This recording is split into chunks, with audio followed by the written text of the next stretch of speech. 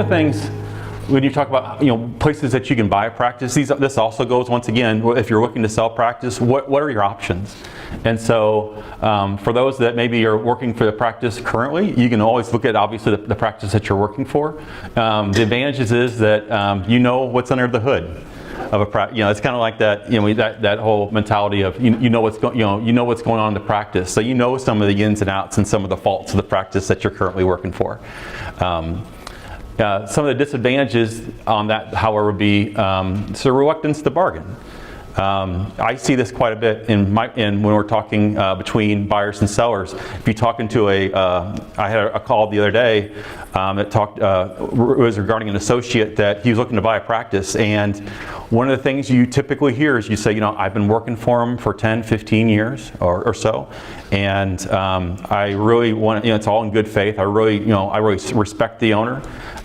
So there is a concern about a negotiation, what that's going to look like.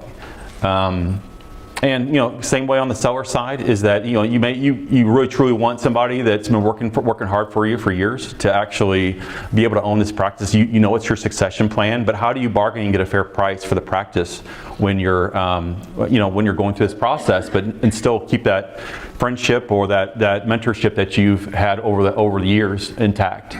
And so one way you can do that is through having a third party helping negotiate this practice, and whether that's a practice broker or practice representative, CPAs, that can kind of come in and be a third party and kind of act on your behalf when you're thinking about these negotiations. And so that way you can kind of leave some of the emotion out of it to some degree and have somebody that's representing your financial interests and giving you some impartial advice.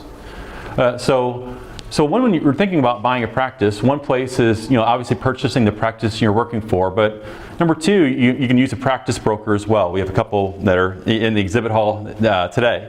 But when you're thinking about a practice broker, some of the advantages is that they have experience buying and selling practices. They know what some of the ins and outs. You're not going into this alone, looking at how you're going to actually do this. However, you can say the disadvantages, or just some of the things you should know, is that you're going to pay a commission between 5 and 10% on that practice sale, and that amount is paid by the seller. And so if you're a buyer, you're not concerned about, you're not paying a commission in order to look at a practice. However, that's built into the selling price, and the seller's looking at that as part of it.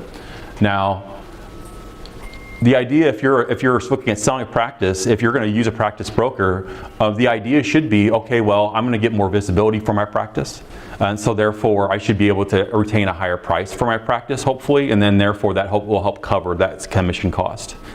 And so one of the other disadvantages I listed on here is, if you're working with a practice broker, they might be looking first at a practice that is that they're selling. That they have on their list, basically, because they'll keep a list of practices that they're selling. So they might be looking at that one first as one that they may want to, if you're a buyer looking at taking a look at, might not be the best fit for you. So you have to kind of really keep your eyes open. But the third one is networking with other veterinarians, connecting with other peer groups.